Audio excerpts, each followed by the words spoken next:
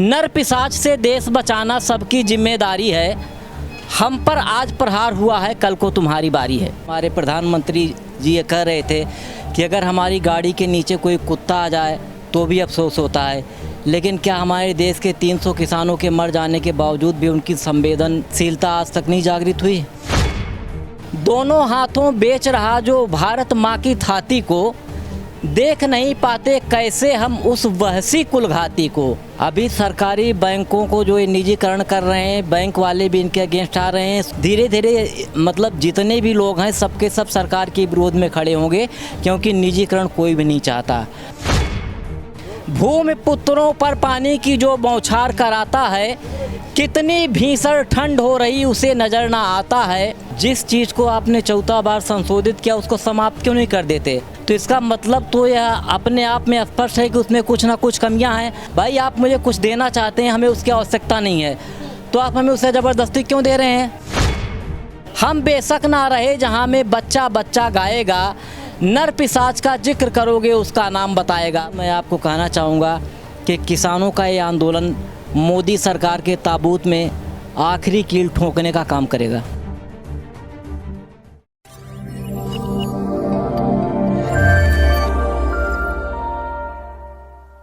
Punjab news देख रहे सारे ही देश ਦੇ ਦਰਸ਼ਕਾਂ ਦਾ ਮੈਂ ਹਰਜੀਤ ਕੌਰ ਸਵਾਗਤ ਕਰ। ਦਰਸ਼ਕੋ ਆਪ ਜੀ ਨੂੰ ਪਤਾ ਕਿ ਇਸ ਕਿਸਾਨੀ ਅੰਦੋਲਨ 'ਚ ਹਰ ਸਟੇਟ ਦਾ ਕਿਸਾਨ, ਹਰ ਸਟੇਟ ਦੇ ਲੋਕ ਇਸ ਕਿਸਾਨੀ ਅੰਦੋਲਨ ਨੂੰ ਆਪਣੀ ਹਮਾਇਤ ਦੇ ਰਹੇ ਨੇ।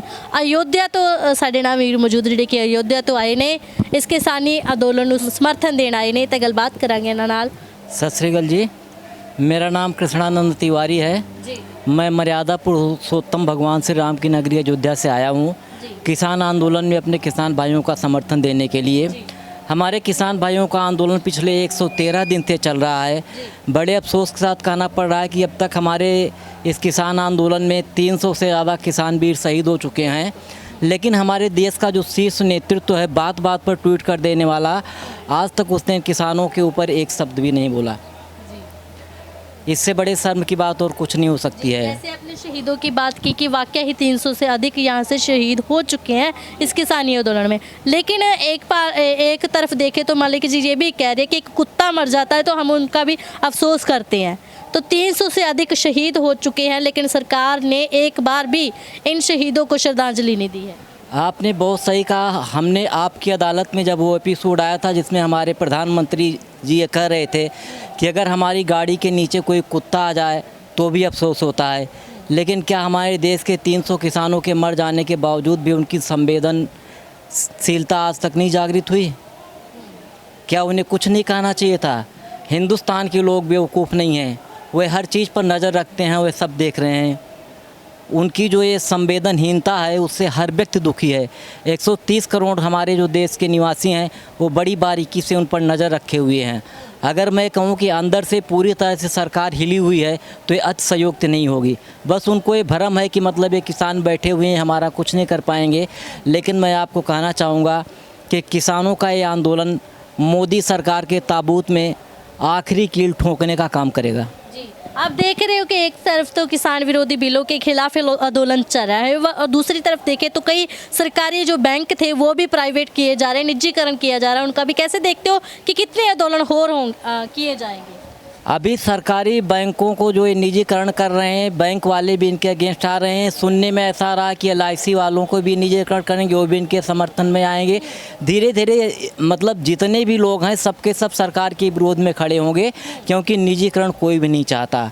मैं आपको एक छोटा सा उदाहरण देना चाहूँगा। अगर आज हमारे एक मज़दूर भाई को काम से निकाल दिया जाता है और वो न्यायालय में पहुंचता है, लेबर कोर्ट में पहुंचता है, तो उसकी बात नहीं सुनी जाती है, क्योंकि जो मालिक होता है, मालिक के पास पैसा होता है, वह वकील को पैसे देकर वकील खड़ा कर देता है, मज़दूर थक हार कर अपने घर बैठ जाता है। इससे पूरा देश वाकिफ़ है, सारे मज़दूर वाकिफ़ हैं। तो सारी दुनिया जिस चीज़ को जानती है, यह है निजीकरण का सबसे बड़ा नुकसान। सबको पता है, इसलिए हमारे बैंक वाले इसका विरोध कर रहे हैं। आने वाले समय में जिसका भी निजीकरण करना चाहेंगे हर व्यक्ति इसका विरोध करेगा। हम देख रहे हैं कि लगातार इस किसानी आंदोलन को 113 दिन हो चुके हैं, लेकिन सरकार अभी भी आए दिन एक ना एक बयान दे देती है। जैसे वो कह देती है कि ये बिल रद्द नहीं होंगे, आप चाहे 2024 तक बैठे रहे। कैसे देखते हैं कि किसानों की तरफ एक बार भी उनका ध्यान नहीं जाता है कि कल कितनी गर्मी हो रही है, अब भी यहाँ पे बैठे हुए हैं, लेकिन ये कहा जाता है कि हम अगर आप चाहते हो तो किसानों की भावनाओं को देखते हुए हम संशोधन कर देंगे, लेकिन आप सोचते हो कि हम बिल रद्द कर दें तो वो रद्द नहीं होंगे। मुझे एक बात बताइए, ये कहते हैं कि बिल में इन्होंने अब तक 14 बार संशोधन किया है। जिस चीज़ को आपने 14 बार संशोधित किया उसको समाप्त क्यों नहीं कर देते? अगर आपने उसमें संशोधन का प्रस्ताव दिया है या उसमें कोई भी संशोधन दिया है तो इसका मतलब तो यह अपने आप में स्पष्ट है कि उसमें कुछ ना कुछ कमियां हैं। अगर उसमें कमियां हैं तो आपने उसे संशोधित किया है। जब हमारे किसान भाई कह रहे हैं कि आप उसे संशोधित मत कीजिए, उसे वापस कर लीजिए, तो उसे वापस लेने में क्या तकलीफ़ है? भाई आप मुझे कुछ देना चाहते हैं, हमें उसकी आवश्यकता नहीं है, तो आप हमें उसे ज़बरदस्ती क्यों दे रहे हैं? ये जो तीनों काले कृषि कानून है, किसानों पर ज़बरदस्ती क्यों थोपे जा रहे हैं? मैं आपको बताना चाहूँगा इसके पीछे सरकार की मानसिकता है कि सरकार तो एक व्यक्ति विशेष के दबाव में या एक व्यक्ति विशेष के समर्थन में सब कुछ कर रही है। अगर ये तीनों काले कृषि कानून लागू हो जाते हैं तो हमारी आने वाली जो नस्लें हैं पूरी तरह से तबाह हो जाएंगी। और हमारे धरती पुत्र इस बात को बहुत अच्छी तरह से समझ रहे हैं। हमारे देश के धरती पुत्र को तो छोड़िए, जो उनके छोटे छोटे बच्चे हैं आज उन्हें पता है कि तीनों काले कृषि कानून क्या हैं। आज गांव में जाइए, देखिए, पिंड में देख लीजिए, छोटा छोटा बच्चा आपको बता देगा कि काले कृषि कानून क्या हैं। हर बच्चा अगर इस बात को जानता है तो क्या हमारे धरती पुत्र ये बात नहीं जान रहे हैं? सरकार क्या हमें मूर्ख समझती है? एक आदमी, दो आदमी तो मान लिया जाए कि मतलब गलत हो सकते हैं, लेकिन जब इतने भारी संख्या में किसान लगे हुए हैं और आज तो इसके विरोध में पूरे हिंदुस्तान के किसान लगे हुए हैं, फिर सरकार ये कैसे कहती है कि मतलब बिल में गलती नहीं है? बिल 100% गलत है और गलत के अलावा कुछ है नहीं। बिल काला ही नहीं, सिर्फ काला है। और इसीलिए हमारे किसान भाई उसको हर हालत में और हर कीमत पर रद्द करवाना चाहते हैं, और रद्द करवाने के अलावा उनके पास कोई ऑप्शन नहीं है। वो उससे कम किसी भी बात के लिए झुकने के लिए तैयार नहीं है।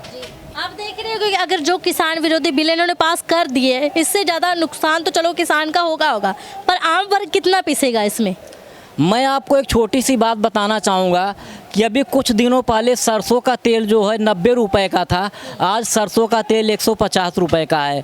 250 ग्राम चाय की पत्ती जो 45 रुपए की थी, मौजूदा समय में 80 रुपए की है।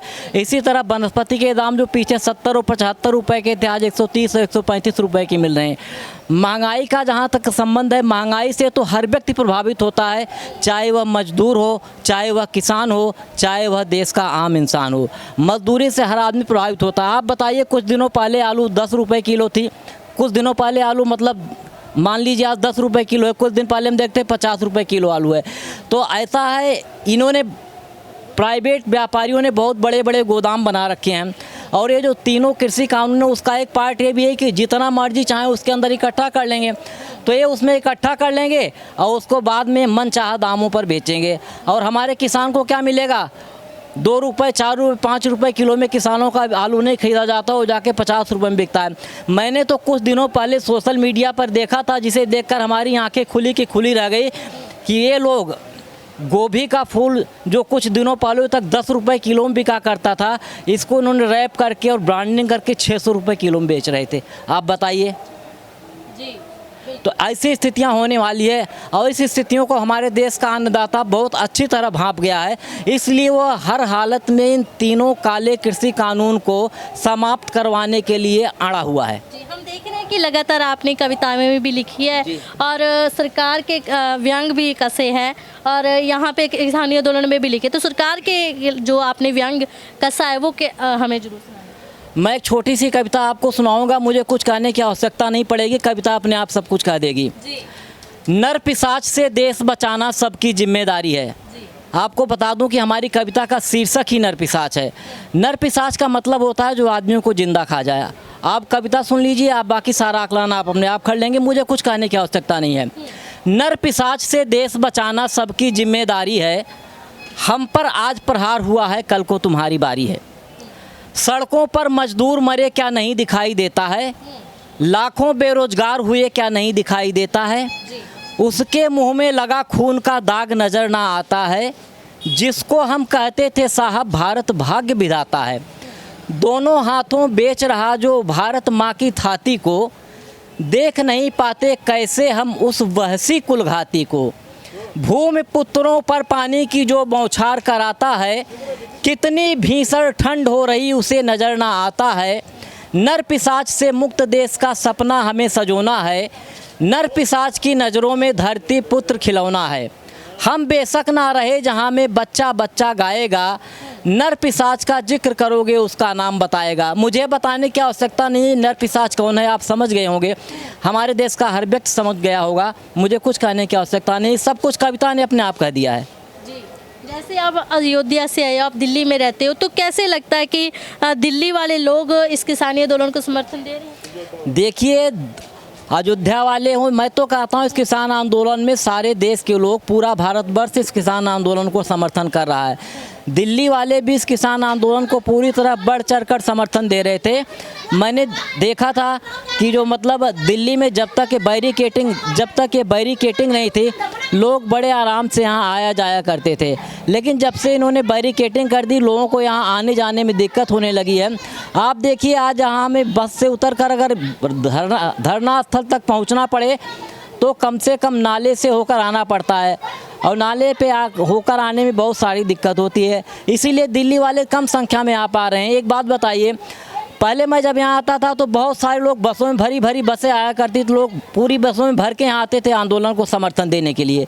लेकिन बस ये सड़कों की जो इस तरह से इन्होंने बैरिकेटिंग कर दी है, उस हिसाब से लोग थोड़ा कम आ पा रहे हैं। लेकिन फिर आजकल मैं देख रहा हूँ कि लोग बहुत प्रचुर मात्रा में यहाँ आ रहे हैं। ऐसा नहीं कि लोग नहीं, पूरे देश के लोग आ रहे हैं, हर राज्य के लोग आ रहे हैं, केरला के लोग आ रहे हैं, तमिलनाडु से लोग आ रहे हैं, हर जगह से आ रहे हैं।